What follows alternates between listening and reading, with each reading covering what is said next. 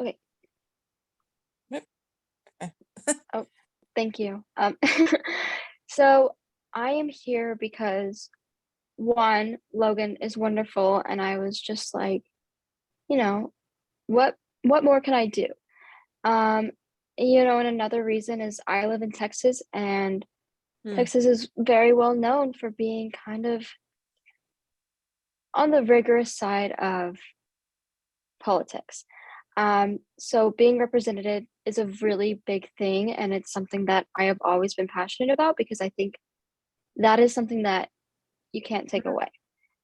But looking at this slide here, it's talking about young voters and why we are focused on these voters. And sorry, all of my screens are mixed up. Okay, and so we are looking at the number of registered voters right here, and we can see in 2020 there was a spike. Obviously, I think that was an awakening moment. I think we had COVID, we had you know most of our teens growing up and understanding how to vote. And so if we move on to the next slide. Oh, let me see. Okay. Um, so we are focused on young voters because there is a myth that young people do not vote, which I mm, don't find to be true because a lot of my family members, friends, they're really passionate about voting. They find that voting is one of the most important things. mhm, So we are trying to change that stigmatism. And while the youngest age bracket of voters do not vote, in this large number, you could see that there are voters registered, and the mhm, turnout is huge. mhm. So it's been true since Logan was in high school a few years ago, she says. So underrepresented Not by to the date myself, but I'm on here. yes, Yeah, so I'm not. young voters are just unrepresented by the mass media because they think, oh, young people don't care, they don't understand. But I mean, by looking at this graph, you could definitely see that we do. So moving on. Da-da-da. Why aren't voters registering? They were never asked, or sorry, yeah, they were never asked, or at school they were, but that's a very small percentage. Um, and not being asked, not being aware of the choices that you have is really detrimental, I think. So the majority of high schoolers are never asked to register to vote. Not at school unless you've been excellent, dedicated to every voice, every vote. Um, you know, I only am just now able to help out my upperclassmen friends about voting because I've been on several calls with the Civic Center understanding the process. And voting shouldn't be something that is super duper hard, you know?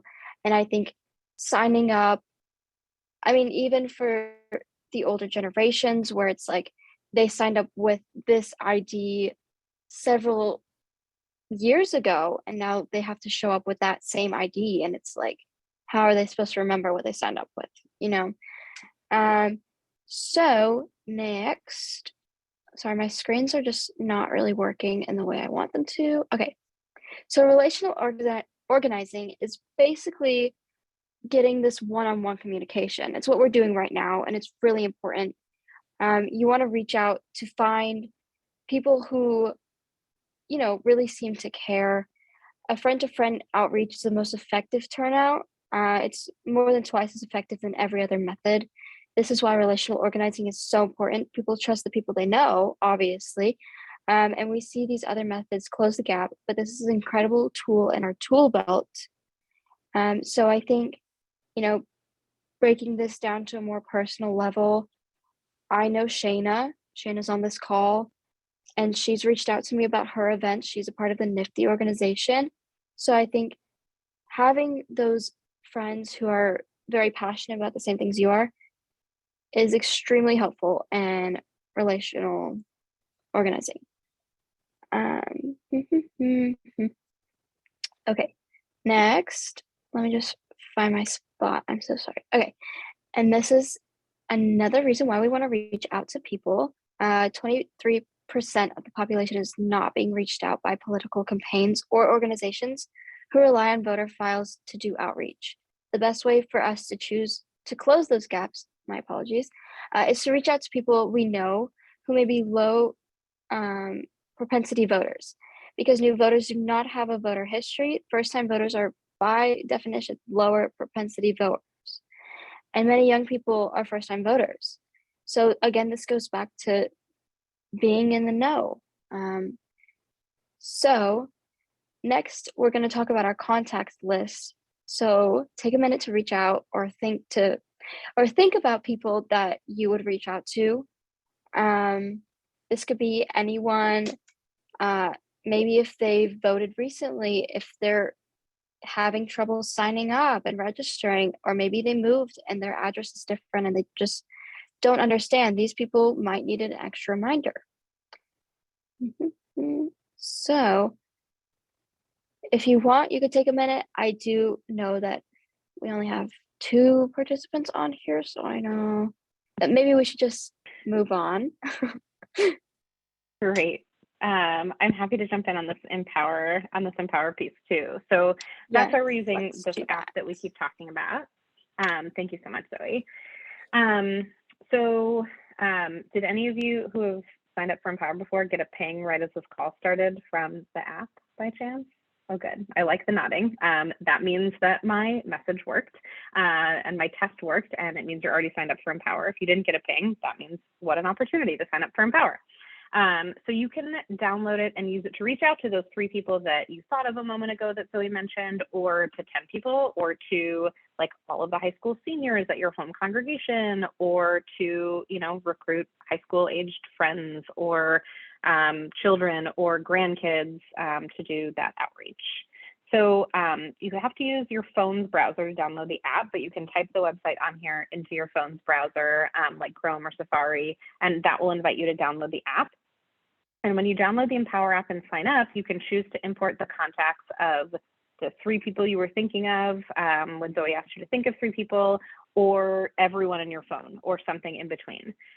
Only you have access to their contact information. The app and the rack cannot access it. We don't see any of their contact information. If you reach out to 3 people, we can see that you contacted 3 people, but that's it. So it doesn't share information. It just makes it easier for you to be able to contact them. And it connects with your phone, so it allows you to text people or call them, or you can use Facebook or Instagram to message or DM them. You can email them. There's a ton of options, all up to you, and it's all sort of whatever you already use on your phone. And you should do what's normal for you and for your contacts.